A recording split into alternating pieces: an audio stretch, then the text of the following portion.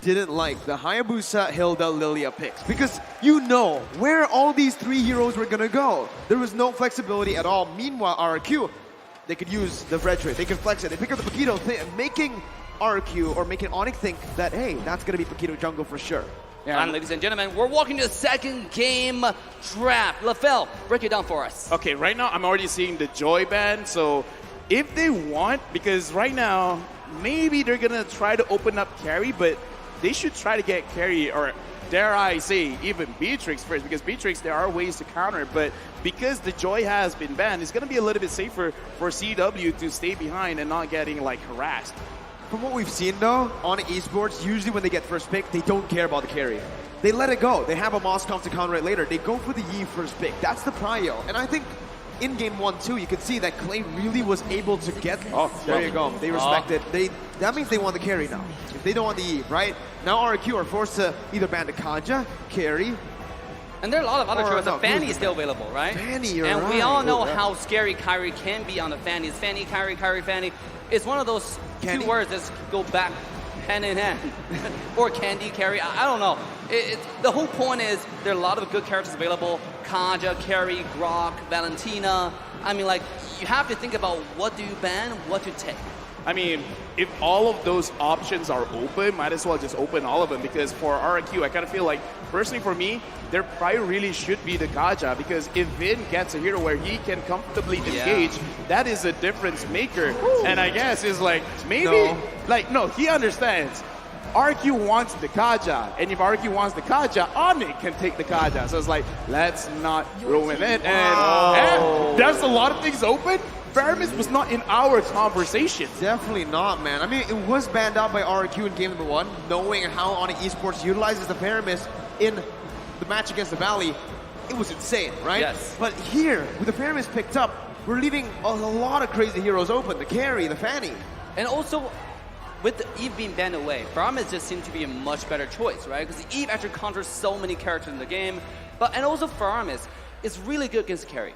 Faramis is really afraid of high AoE burst damage, like Brody, like Irithel. But against Carry, who's more single target, like, it's one of the things that just, okay, I can run you down, and you all of a sudden you have to change targets. All at the same time when you change targets for your passive, my entire team is running you down, right? So here we go, let's see. We have Hilda, we have Carry being taken out by RRQ. I want to see the next two picks for Onic, because if you have a Faramis, if this is going to be a Faramis mid lane, building a little bit of damage, right?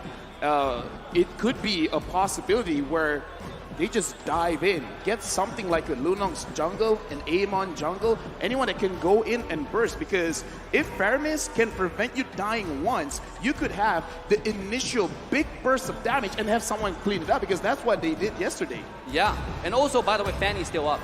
I think they need to pick up something like a Grok here. The Fanny's going to be way too hard to pull off up against Hilda here. So I think picking up a Grok would be dope. They go for the Grok and they go for the Beatrix, taking it away. Well, they don't need to take it away, but securing CW's pick in the first phase, knowing that RRQ will probably try to nail down that gold lane hero pool. Now, I just want to say that, just to show you once again, RRQ is prepared for this draft, right? They picked the Hilda, which counters all your jungle assassin. Yeah, you can go ahead and take that, but we're going to use the same style to actually just like, here we go, the Valentina. That's a good pick. That's an amazing pick. That's a very good pick against the Grok. Now it's like, you're not seeing, I like your skill, can I borrow it? Let's see who gets the better ult here, because RRQ right now, very good draft. The only way I can see Onic for now, like kind of countering a little bit, is if the Hilda goes in a little bit too deep and then just use the Shadow Stampede to pull it back into the mid lane turret. And now guess what? RRQ are going to ban the utility junglers, right? Yes. They want to play an assassin. They want Kyrie to play an assassin too. They have a Hilda that's built to go up against assassins. Now you might see a Barat's ban. You might even see, I don't know, what else does Kyrie play? Fredrin? I have never seen him play Fredrin. But Fredrin has been banned earlier. So they go for the choke first. And I think after this, we're going to see that Barat's ban. Because with it makes a lot of sense, right? They want to take away the early game aggression that pair with the Faramis, that can help Beatrix get to the late game. So with the Chow ban, it's very logical. And I think the next ban might still targeting the support the roam position, you know, because they really want to make sure that, okay, if you pick anything to help the early game, nah, it's not allowed. No, assassin, we don't really care. We already destroyed their assassin last game, which is the #1 Hayabusa we know in 4. You know, but it doesn't matter. You can pick anything you want. We have the Hilda. We have the carry. And by the way, if a carry gets to the late game with the wind of nature, it doesn't matter what assassin you play, right? Here we go. Skylar set the record in M Series for the highest number of kills. Ooh. 17 opponents playing Beatrix and M4. So this is the highest record in M Series history. In a single game. In a single game, 17. That is a lot. And actually looking at the draft, just the first two picks of RRQ, let's talk about this. The Hilda can counter the assassins in the jungle, so you want to go for a little bit tanky. And then you got the carry. You're kind of like countering both sides of it. It's like, if you pick Squishy, you're going up against the Hilda. If you pick Tanky, you're going up against the carry. And then now, with the Valentina, moving forward, any big ults that's changing the flow of a team fight, the Valentina has access to that as well. The way that RRQ is drafting, they're setting up to counter almost everything that Onic could dish out. At the same time, it's just what RRQ has is the balance, so like you said, right? We can counter a tanky, we can counter a squishy, but you have to be worried about, okay, if they dive, at the same time, who's going to protect the carry in the backline? You know, we know that Kyrie like to play assassins. If they dive onto the carry with the mechanics, there's a good chance he will get the carry kill. Whoa! Wow. Okay. Charisma pick for RRQ Hoshi. Is that the first time? No. 3 times it's been picked up at M4. Knockout stage? I think, yeah, first time in the knockout stage, right? I do believe we saw these 3 picks in the group stages. But now on esports, how do they respond to this? They need, I mean, technically the Grok can be a roamer now, but honestly, looking at this composition, RRQ have so much lockdown, but very small range, right? Very short range. Onic Esports needs to either outrange them or play the long game. They need to be able to maneuver around RRQ. They need to be able to bait out a lot of these abilities. Something mobile. Maybe for a roamer, they can pick something like a Diggy. Maybe if they want to get out from the lockdown. We're seeing Ling. I don't like it, but honestly, even Faramis could be a roamer. But I hear Jawhead. Is that Jawhead? Yes, they're picking up the Jawhead, and they're picking up the Fanny. Okay. Let's talk about this because again, Faramis can indeed pull the Hilda around. So if they manipulate it enough, they could counter this kind of engage, but it's easier said than done. To pull it off, because again, you also have the Jawhead, so a lot of pulling around. It's high mechanics, but if they can pull off, I mean, come on, this is the World Championship, right? Yeah, it's going to be fun to watch for sure. Come on, it's Ling time. Yeah, it's Ling time. You know, the thing is, like, it's going to be hard, right? So like I said, and also with the Hilda, his job is not to really dive onto, right? He's more scout. You go to your jungle, find out where you are, and if you don't have that many people, you have someone who's isolated, that's when he'd go in and be annoying. Right? You find a lot of people just runs away and it's unkillable. Okay, so right now, like, okay, we see the box epic, but I'm just gonna say, during the group stages, talking to Coach Aldo, he said he actually wanted to pick up the Jawhead to fight against the Hilda, but the players were like, we're not that confident. Whatever happened between group stage and now in knockout stage, where Coach Aldo says Jawhead, and then they're like, you ask for Jawhead, you get the Jawhead. So this is one of their secret strats to go up against this high engaged kind of composition. Now I like the Jawhead. It's the first time showing up, right? Yeah, 4 debut overall, and that's so good because we like flexible draft. We see Moskov coming out and winning. Right? We see Luna Jungle coming out and winning. Jawhead coming out, this might just be a successful debut, ladies and gentlemen.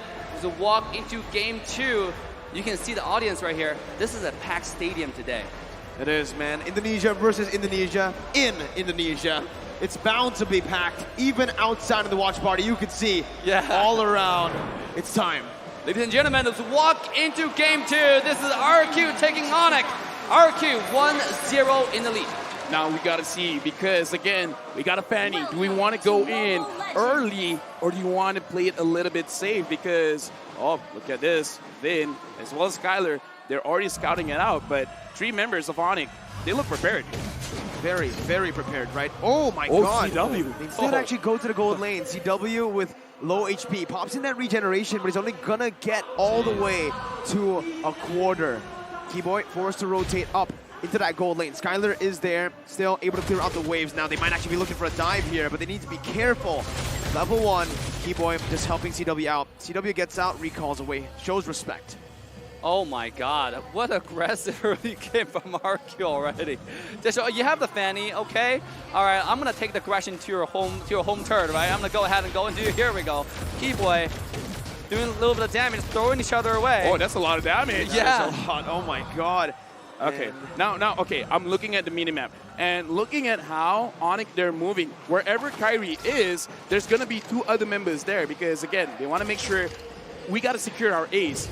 And looking off ace, Kyrie using an assassin emblem, high and dry. We got to see if he can actually isolate anyone to really have full potential of his emblem. I mean, it's gonna be towards like it's gonna be an early game where he finds isolated targets, right? Mid to late game's gonna be kind of hard, but at the same time, I think Kyrie as in mechanics is always looking for the backline. Speaking of backline, here we go. Kyrie already with that purple buff, looking to go for a few kills early on. That's the main reason he went for the high and drive. Now it's going to be Sans who's going to be caught out. Albert finds him with a shield unity, and Clay picks up first blood in the mid lane. Unfortunately, but Clay took a little bit too much damage. And now RRQ, because again, this is a pretty tanky lineup. Looks like they're really trusting Skylar to dish out all the damage.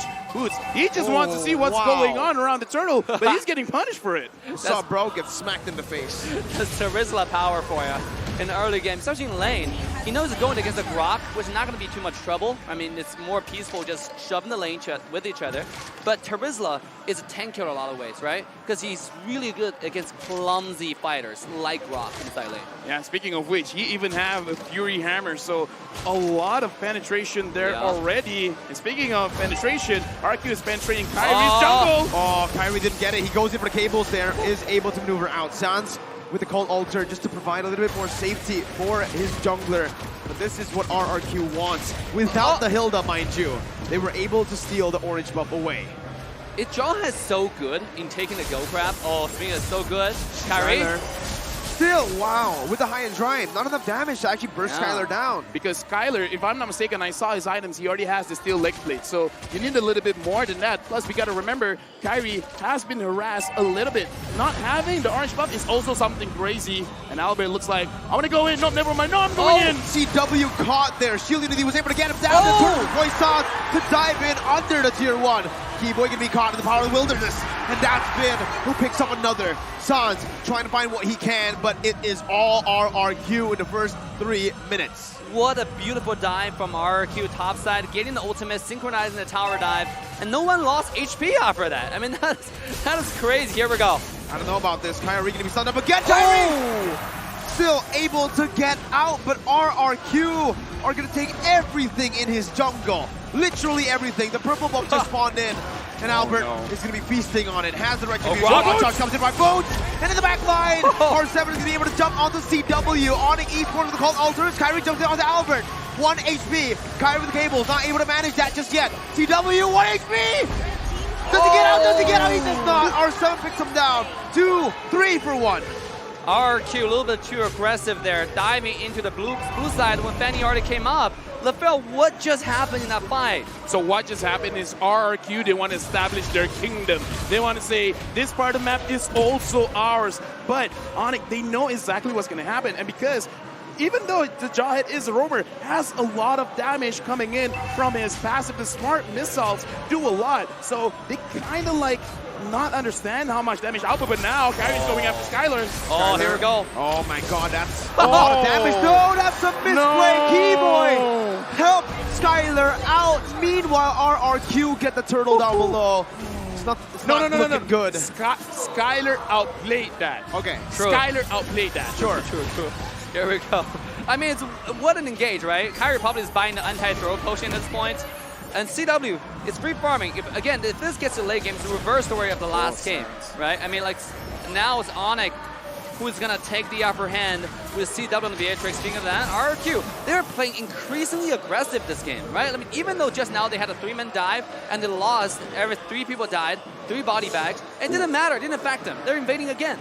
Let me just say, looking at the gold on Kyrie, 2.5K. The only one lower than him is the Jawhead 2.2. This is not a good start for Kyrie. And as I thought, yes, Skylar does have the steel leg plates and is on the way to create his own Warriors boots. And now Glade and Vin, they're saying, this is our kingdom. You will be banished from here.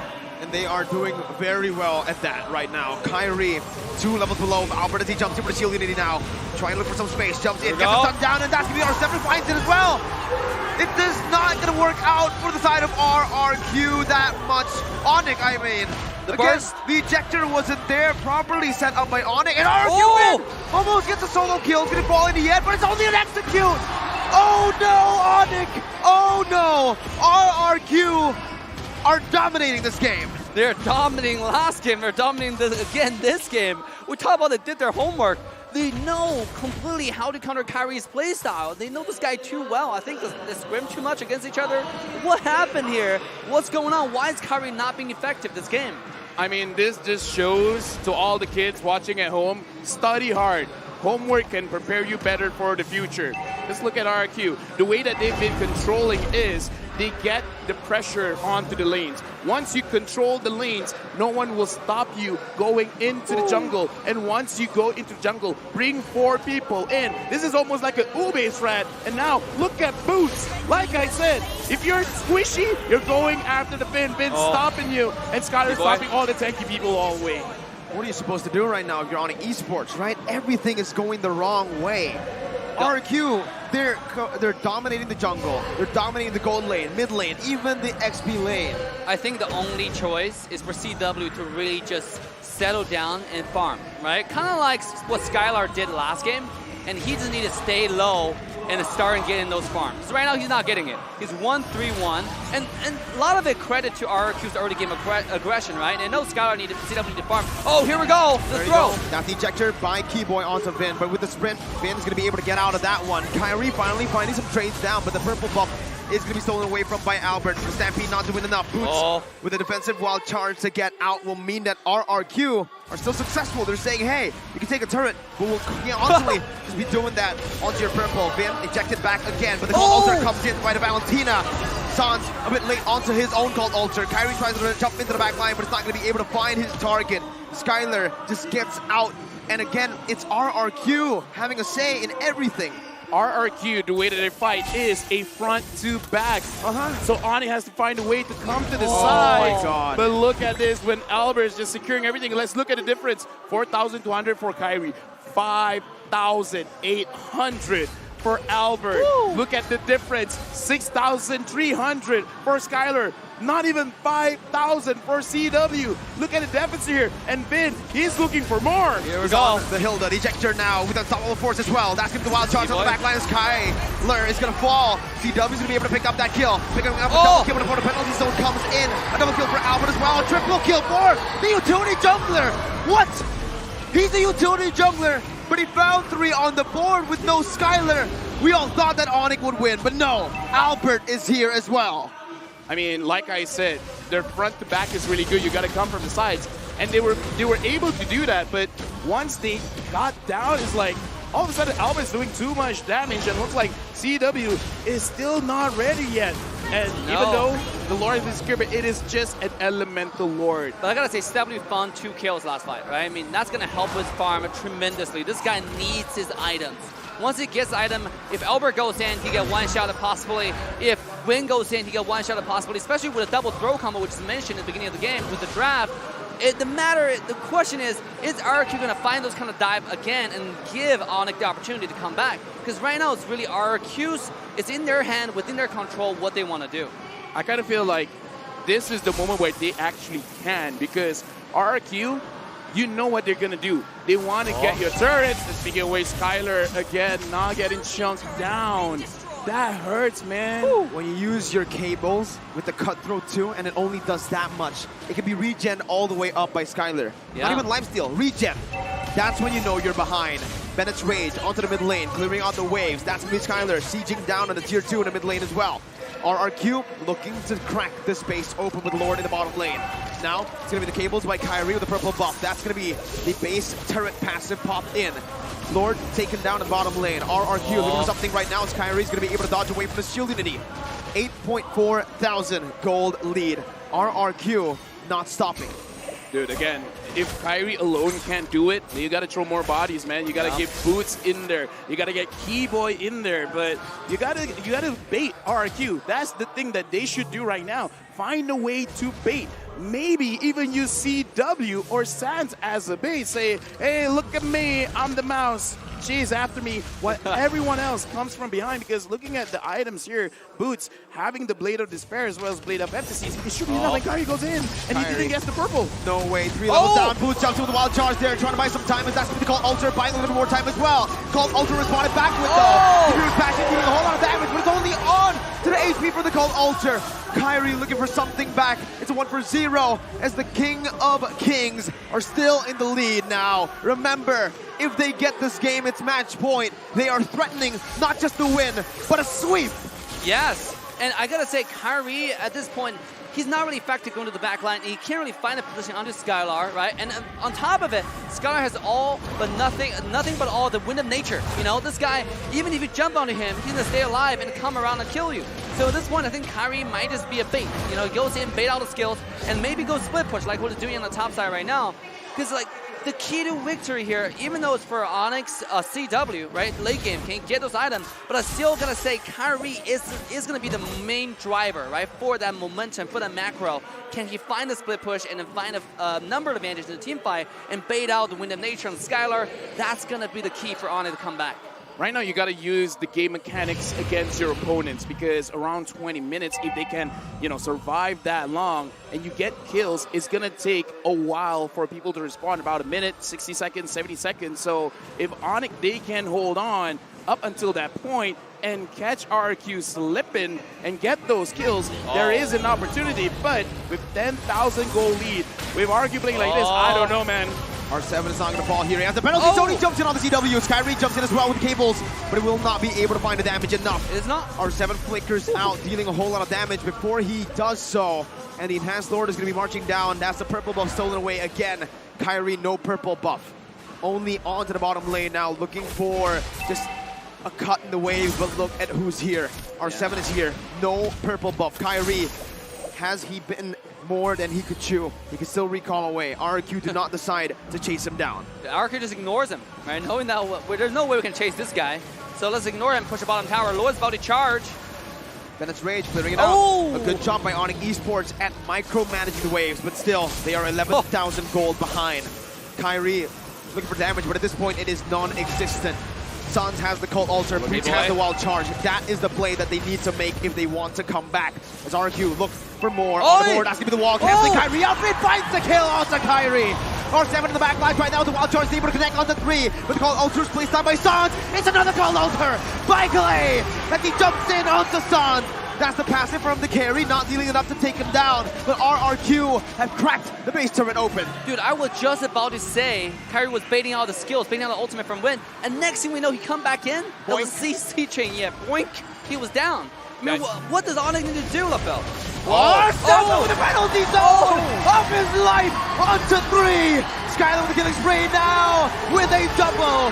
CW is getting flickered onto. Clay jumps in, he's so low. Kyrie with the defense right now, but with the base open, R7 and Albert takes it down to secure a match point for the King of Kings. 12,000 gold lead. If you want to win, it's enough to win, but no, they're sending a message. You're in our kingdom now. 12,000 gold lead. You lose lane. You lose jungle. You lose your buff. You lose another game. Match point for RRQ. I love how RRQ played this game. They put a pedal to the metal. Their question never stopped from beginning to end. There was no chance for CW to farm, right? And no chance for Kyrie to actually show up because there was so much aggression.